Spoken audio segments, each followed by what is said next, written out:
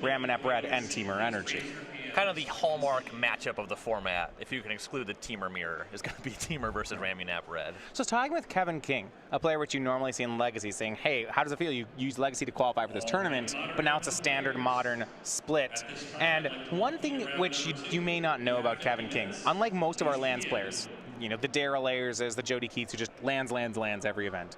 Kevin King actually started as a Grixis player. He plays a lot of value-oriented decks. He's one of our only Lands players who really, he's a land, you know, plays lands sometimes, but not every time, and those skills translate really well when he has to play other formats. Oh yeah, having a wide range, very important for a tournament like this. Kevin starting off on Bomat Courier. It is off a colorless mana, that's the Sunscorched Desert. So he got in for 2 points. He's already got the mountain rolled up, but took advantage of the fact that he has that colorless mana. Can cast Bomat Courier off that, no problem. And now here's a red mana. Lightning Strike will shoot down the Servant to the Conduit. Bomat Courier hits Benjamin down to 17 and puts a second card in exile. And one thing about Teamer versus Raminap Red is sometimes the game can end much later, but the most important turns are going to be the first couple of turns. How many chip shots can the red deck get in to make it easier to close in the late game? Yeah, and we saw that yesterday. We had a match between Todd Anderson and Jadine Klumparens, and you felt one player had, by turn 5, there would be a decisive advantage going one of the two ways. Right. Yeah, you either end up in a position where the Teamer player is stabilized and has a healthy life total, or maybe the red deck player just runs away with the game. But if the Teamer player stabilizes with a low life total, then the red deck player is still very much in the game. Scavenger Grounds from Kevin King makes a second Bomat Courier, and Harsh Mentor will line up next to it, but with no removal spell for the Rogue Refiner, Kevin has no attacks. He sends the turn back. And a little bit awkward with Scavenger Grounds being the third land, only access to 1 red mana. He does have a couple cards under the first Bomat Courier, which can be converted into an advantage, though typically you're going to want at least another mountain to really be in the game. And as you see here, he does have a bit of work to do on the life total front here. Nikolich still at 17, a very healthy life total. Yeah. Benjamin going to attune. And you mentioned that second red missing for Kevin. So in the main, he does play, he doesn't play any copies of Chandra Torch of Defiance. There isn't a double red card in the main deck for him. So it's not going to make any of the cards unable to cast, I suppose outside of a Raminap Ruins activation, but it does mean he only gets 1 spell per turn. The Bomat Couriers are the only straight colorless he can do. And the texture of the matchup is very much focused on the fact that the Teamer deck is just playing better cards than the Raminap Red deck. Yeah. And if they start double spelling first, the game's mostly just over. Well, here is Raminap Ruins from Kevin. And keep in mind that Sunscorched Desert and Scavenger Grounds both can be sacrificed to it eventually. Now, question I'd be asking is, can Kevin get more damage in? After playing the Ruins, he's going to swing out the whole team. Was looking to put cards under the Bomat Couriers, but Benjamin's holding him with the triggers on the stack.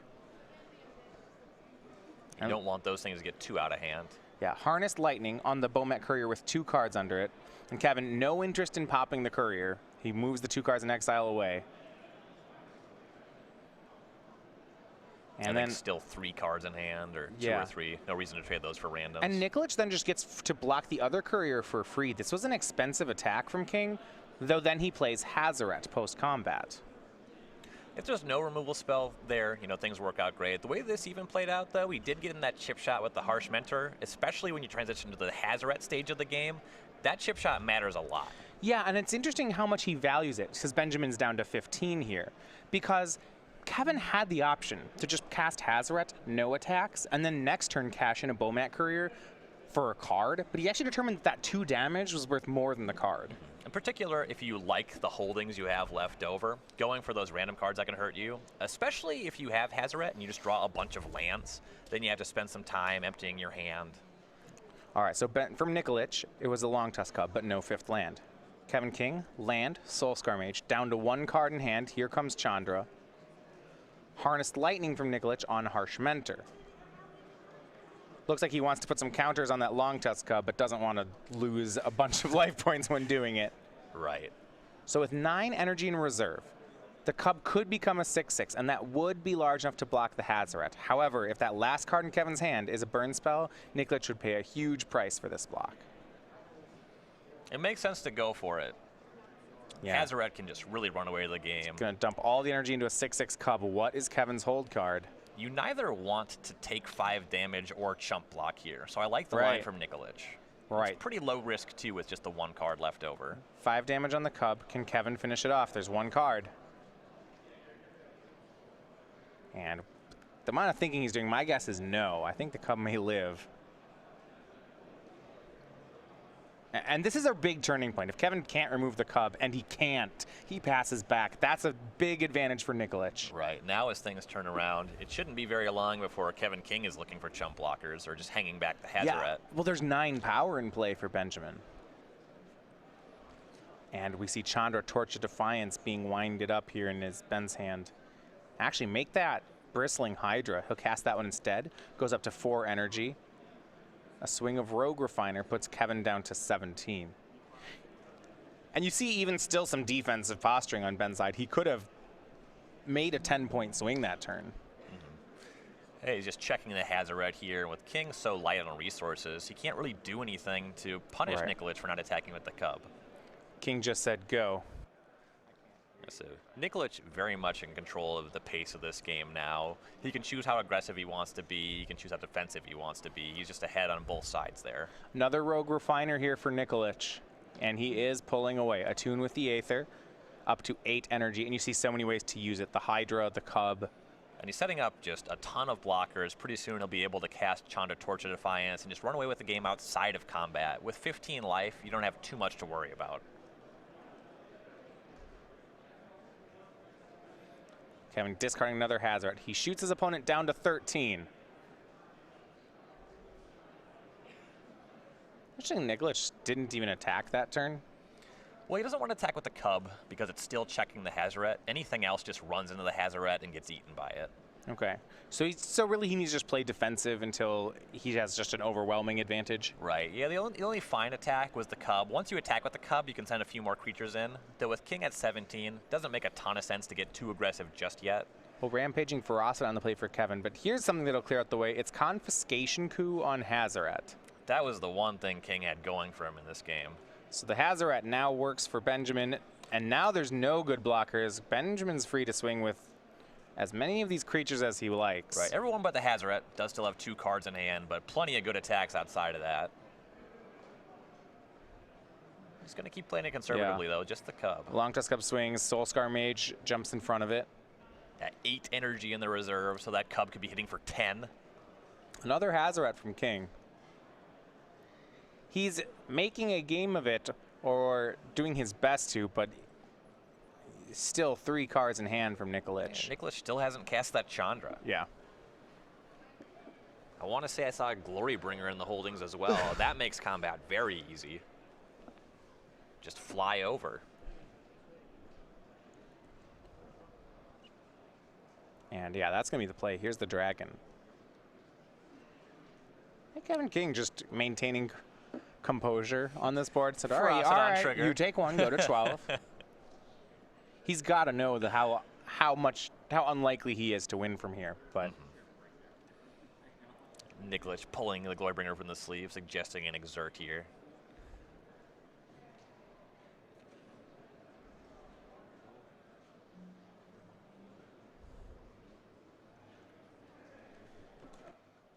It's going to be an Alpha Strike here. That's Glorybringer exerting, takes care of the Frostodon. King only has the Hazoret as a blocker. It gets in front of the Cub, but plenty more damage coming through. That's going to be it. Yeah, Kevin's going to scoop up the cards.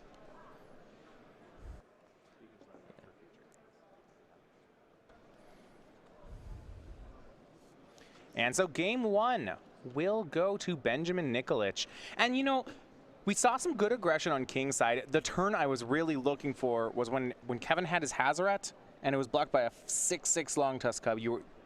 That felt like the turning point. You wanted to see a follow-up there, and when he didn't have it, that Cub made it really easy for Nikolich to play defense. Yeah, Kevin didn't really deal. He dealt almost no damage after that point.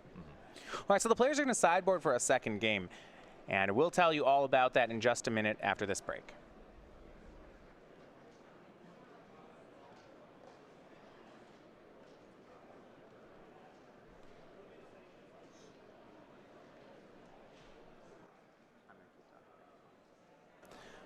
All right, well, we'll go to break in just a second when we can. Ryan, I do want to talk about the sideboards for both players here.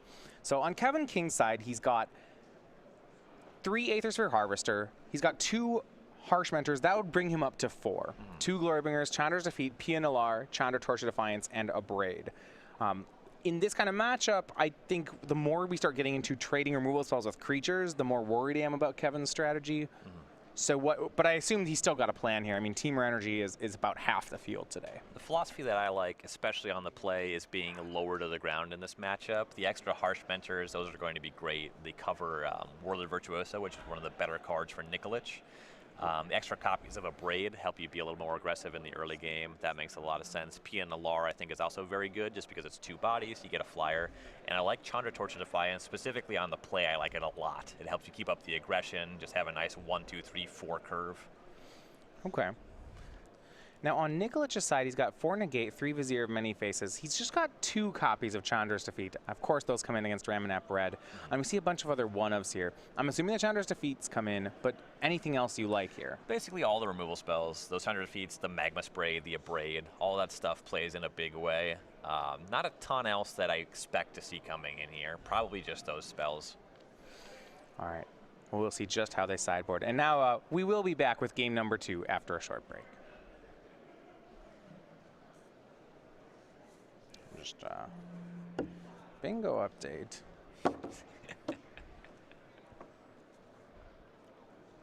Huh?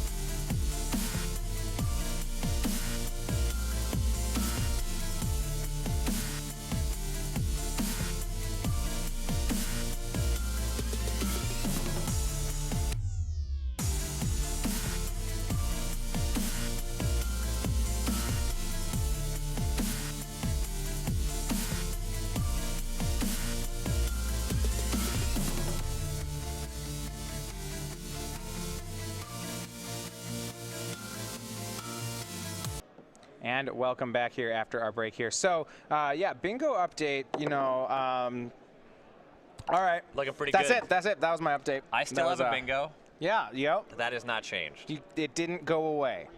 Right. Nothing was revoked. You know, I know we have a square Earthshaker Kenra Eternalized. You know, the games just don't go that way. That doesn't happen. Yeah, not as much as it used to. The red player gets to turn 6, even if you eternalize it, they just have 2 blockers, you know? It doesn't matter. All right, we're going to... Yeah, maybe he can... What I have to hope is that Kevin wins and then decides to just style and play eternalize one anyway, and then we're okay. All right, well, game number 2 going to be underway. This will put Kevin King on the play. For a deck like Ramanap Red, that is a big resource. Yes.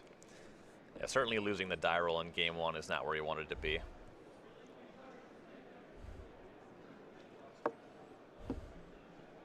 Bomat Courier on the play, quite a bit better than on the draw. Turn 1. Again, for Kevin King, it's going to be Sunscorched Desert. Ooh, no you want to Bomat start on Courier. those red manas. You want to start on a 1-drop. And here's a wonder from Ben Nikolich, Attune with the Aether. You know, Ryan, I've heard a lot of players here, and I know Team Energy is just far and away the most popular deck, really describing this as a 1-mana divination in Standard. Yeah, someone did a mock-up where it's like search for a basic land and then choose one, make 2/3 of a Thopter, put a +1/+1 counter on your Long Tusk Cub, etc. It does a lot. Bomat Courier turn 2 from Kevin. It puts a card under it. He still has not produced a red mana yet. Yeah, double Sunscorched Desert.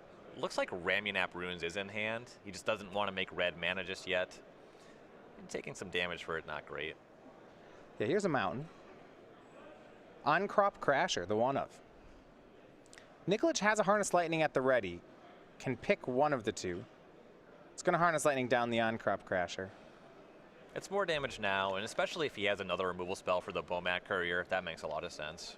King still plenty of cards, doesn't make sense to cash in the Bomat Courier just yet. All right, I'm calling it right now, if that Bomat Courier gets hit by a Braid, I'm just going to go ahead and check off a Braid destroys an artifact. I'm not going to ask which mode he chose. Yeah, I think that's fine. All right.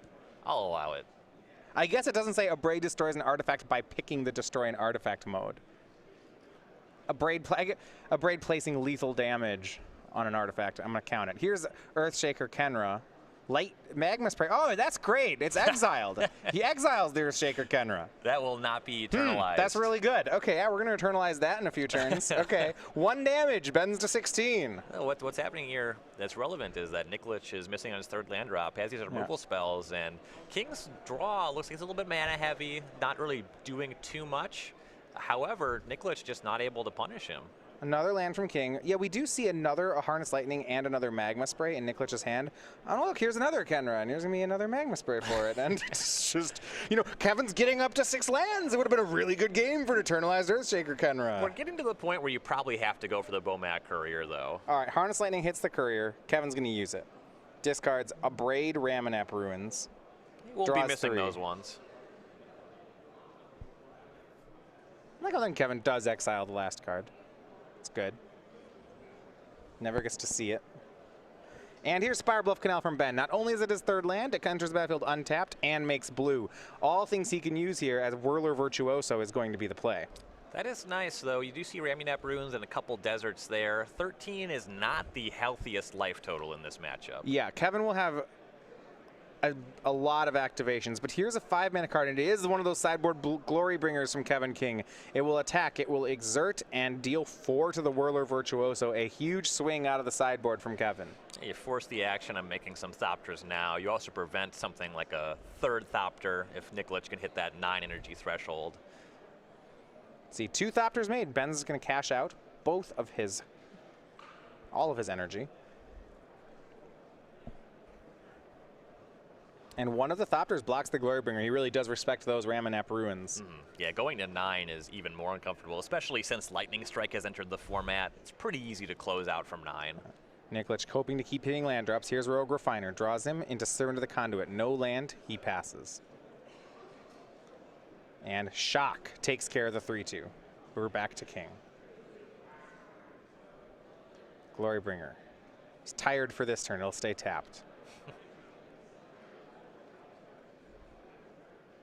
Not the hardest working dragon in the business. All right. No, so we're going to trade the Thopter with the Kenra. And then Nikolich needs to not concede. No, he's supposed to block it. You can't even block there. He needs to block it. He took 2. 4/4. He took 2. No, but you can't eternalize it if it's not in the graveyard. Take 2 now or take 4 later. Eat his mana. It's his whole turn. Nikolich is down to 11. Here's Servant of the Conduit. Passes, leaves up 1 ready. Believe he has the Magma Spray in hand. That's good. That's a lot better than taking 4. 2 more damage. Nikolich, I believe, will drop to 9. We'll confirm on that Ramunap Ruins activation. Now the Glorybringer is untapped, and King's in a very solid position here. Might even see him just get aggressive and exert on that Thopter token. The concern would be that you get... Even if he has Chandras, if he doesn't matter if you exert or not, if you get the exert in, you at least kill the Thopter. Lightning Strike. Wondering where it was going. Looks like it's going at the Servant. Here's a swing. No exert from Kevin. Here's Mag. Yeah, okay. Another one off an exile. Goodbye, Kenra. All right. That square is just a dead one. It's not even a good square. It wouldn't even be part of any 2 in a rows. We don't need it. Benjamin decides to block, stays at 9, now has no more Thopters. And whether you choose to exert or not, the Thopter takes up 1 turn of Glorybringer. Kind of would have liked to just push in for that extra 4 damage, especially with the Ramunap runes active, but it's fine either way. Yeah, well, we're seeing, if we have end-step Ramunap runes untap another one, we're getting very close to being lethal. I guess it is 1 short. Right, yeah, you can start doing it on this following turn here. He's certainly far from being in a bad spot. Still at 20, way ahead on the battlefield. Single green up for Ben, which means he's free to swing, and it's going to be Hazoret Glorybringer. That's actually just lethal, and Kevin King takes the second game. I was going to say, he probably has to have a pretty good follow-up to point a burn spell at a creature right here, and a lethal one's pretty good. That'll fit the bill. All right, so Kevin King evens things up. And we saw a stumble on Nikolich's side. Kevin's start wasn't actually that great. It was a Sunscorched Desert into a turn 2 Bomat Courier. No. A lot of times when Benjamin Nikolich's hand is that Harness Lightning plus Magma Spray, that'll very much contain a slow start. Yeah, if you saw that Virtuoso on turn 3, we were probably looking at a very different game. So Kevin King was hitting pretty hard at the end there. You saw the Glorybringer, Hazoret. Those are great follow-ups in the mid to late game. All right, so they're going to replay, shuffle up here for a third game, and we'll be back with that in just a minute.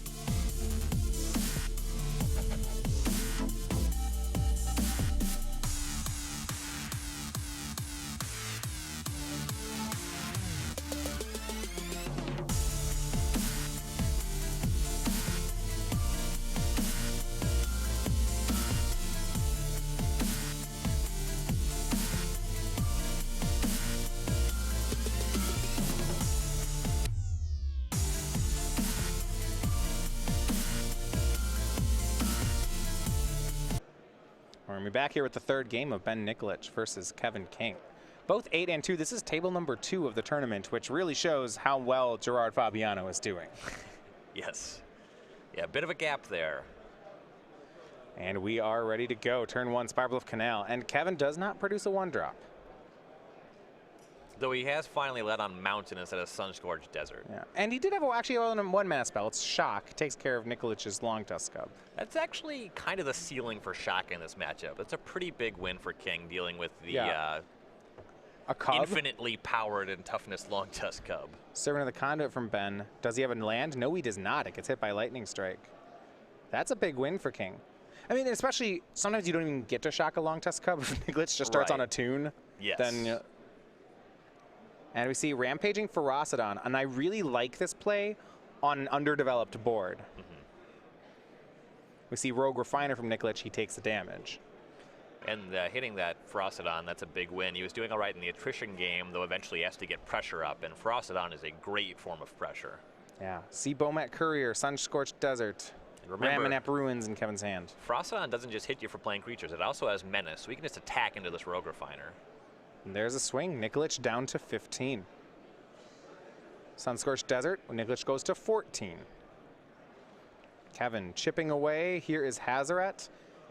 That's worth 1. He'll take point of damage. Yeah, that's one the other way. So Kevin drops to 19. I think we're fine. That's not really the number we're counting right now. I will pay that cost that I imposed upon myself. And Ben Nikolich. Here is Whirler Virtuoso. Ben goes to 13.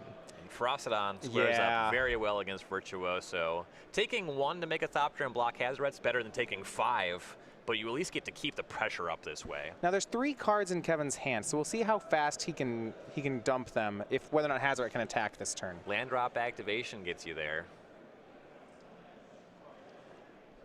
That's a pretty easy threshold. Actually, correction, we'll there's 4 cards. 4 is harder. I think I see a Bomat Courier and a land in the holdings, though. Yeah, I actually think you can go land, courier activation. I think you can get rid of all of them. We see Ramonep Ruins. The question is, how much does he want to take damage to cast his creatures versus discarding them? I think it's fine to get both of these out there. 2 Bomat Couriers. Kevin taking damage for each. Kevin will go to 17. And then Hazoret's can attack.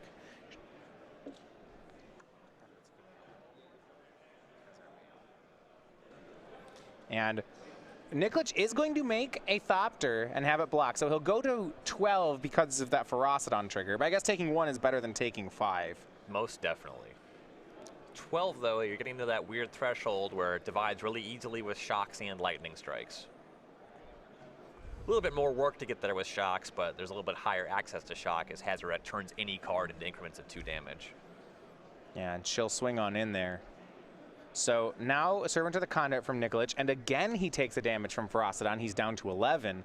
And we're looking at these add up. Right now 4 damage has happened just off those Ferocidon triggers, 3 more off a Ferocidon attack. And here's an Hazoret activation. Discard that Scavenger Grounds. That doesn't play in this matchup. Let's check off that square again. I gotta get on the board. Here, it's right here. There are 2 dots on that square. And from here, Kevin doesn't actually have any blank draw steps. It's either a card he wants to cast or it's a card he can pitch to Hazoret. Nikolich at 9, pretty easy to clean up from here. At some point, he can just attack with the Bomat Couriers to convert them into a fresh card. And here comes 1 Courier and the Hazoret. Magma Spray from Nikolich takes care of the Courier, that's fine. But Hazoret, she swings in. It's either 5 damage from the God or 1 damage from the Ferocidon. You could also just throw like the Servant in front of it. Yeah. Nikolich will choose the Thopter. He goes to 8. Yeah, you're giving up something anyway. He's not going to be able to win this game without making some more creatures one way or the other. So he's going to be taking some hits from that Ferocidon. It looks like here is a Tune. And you see that Nikolich, wanting to get to 5, he has a pair of Glorybringers in hand. And as far as dealing with Hazoret, he's basically looking at the 2 Confiscation Coup in his main deck. Okay. Yeah, and because he doesn't play a card like Soulscar Mage, Chandra's Defeat doesn't really work here. Right. Otherwise, I guess he's looking at just using these Thopters to continually block. Well, the Ferocidon kind of makes that a null proposition. Glorybringer from Nikolich, he goes to 7. This is still more damage. It's now the 6th point of damage off Rampaging Ferocidon. That one will deal with the Dino, though. You can exert and take care of that. Okay. That makes things a bit better. He's getting kind of shy on energy, but he still has enough for 1 more Thopter. And I like this attack he's looking at. It's not just Glorybringer to kill Ferocidon. He's looking at attacking with Rogue Refiner. From 7, you have to close the game. Yeah, recognizing that he's, he's being chipped out and that he can't stop it, so he needs to try to win fast. This is a good attack. There's a lot of risk to it, and he's really contemplating whether it's just Dragon or whether it's Dragon and Refiner.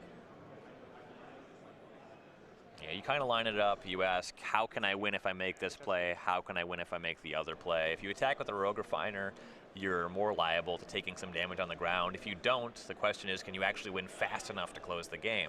All right, so he went with the defensive play. Just the Dragon. It exerts, removes the Ferocidon. King down to 13. Hazoret activation. Nikolich down to 5. Okay, so now got to block the Hazoret. And makes sense. Yeah, that's the line we've been on for a few turns, so we'll keep that up. Yeah, Nikolich has been rewarded for all those early blocks of chump blocking it. Yeah. You see another Glorybringer in Ben's hand. He could still get this. Yeah, the extra Glorybringer, that actually makes the no attack with the Rogue Refiner make a bit more sense. He has a significant amount of pressure there. So it's looking like Nikolich can win in 2 swings. Next turn, play Glorybringer, attack possibly even can exert, but the following turn should be a lethal attack. So King has about 2 swings to win here. So the first one would bring King to 9. You might even see a chump block with the Rogue Refiner, so that in the following turn, Glorybringer, Thopter, made off the Rogue Refiner, would be lethal. And look at this. We saw King discard a card to Hazoret, attack with Bomat Courier, and then sack it to get a card. He was not able to attack with the Hazoret. Yeah, he sees that he won't be able to get in damage, so he may as well hang back that blocker. I suppose his hope is that he draws a burn spell or if you see an extra card, you're more likely to find Lightning Strike. Lightning Strike. And because of the Hazoret activation, he gets another turn. It's not just Lightning Strike. Shock works. Yeah. Sunscorched Desert works. That would be pretty nice. I always like the exact burn spell. Oh, yeah. Especially off of a land. Oh, yeah, it's like horrible land. You're like, yeah, play this desert, sack it to Ramanap Ruins. Luckily, I have this card that sometimes makes my draft decks.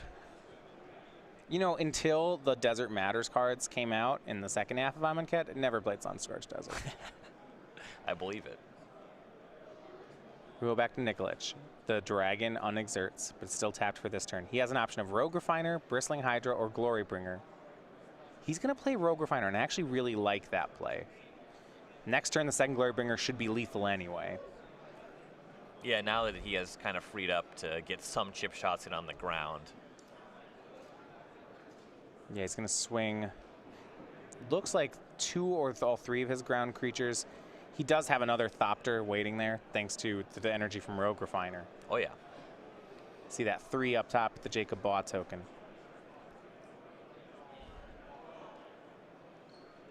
All Ben needs to do is present enough pressure here to make sure that next turn's attack is lethal. Right, and it has to be next turn. You can see the writing on the wall. If you take 2 turns, King's Hazoret, gonna get you first. Yep, you got to close this window.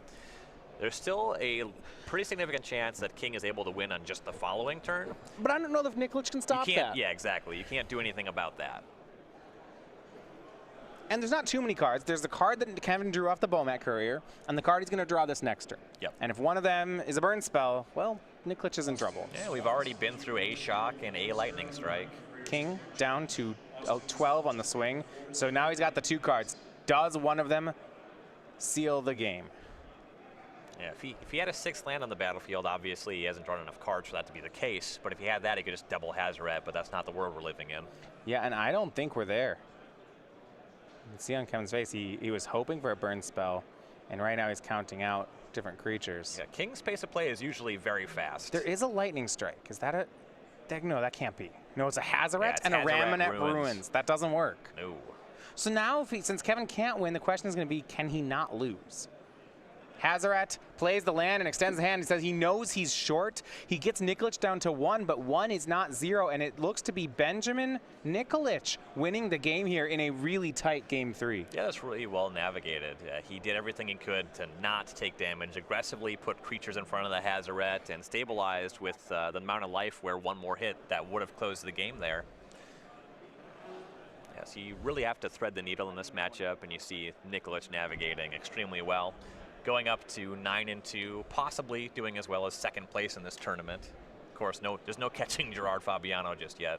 No, I mean Kevin King has already lost to Gerard Fabiano. So while 2 losses in a row for King here is pretty regrettable, he's got to be still happy. You know, Gerard's gonna help his breakers. And on top of this, Kevin now 8-3. He is 4. I was talking to him earlier. He's 4-3 in Standard actually. So I think he'd love to finish 5-3 in Standard if he can win the last round, and then he'll be happy to go back to his Modern deck. He hasn't lost there yet. And that doesn't surprise me too much. The skills that are relevant in Legacy tend to translate much better into Modern than they do into Standard. Yeah, it's like the newer the format gets, the farther away you are from your comfort zone. Right, and you see he's playing Ramanap Red here, whereas I'd be pretty surprised to see him playing Teamer Energy, where Right. Teamer Energy is just a lot of high-powered cards that you draw 1 every turn and you get there, whereas in Legacy and Modern, you play a bunch of 1-mana things. Yeah, and you talk about the play style of Legacy. Okay, so thinking about Modern, I'm not at all surprised here. Kevin's Modern deck is Death Shadow. Yeah.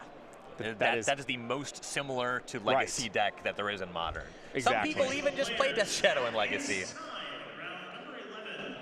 Yeah, I mean, you can do both that. So Kevin drops to 8-3. Ben Nikolich 9-2. And we're seeing Teamer Energy still being very strong. That is the standard deck of Gerard Fabiano as well.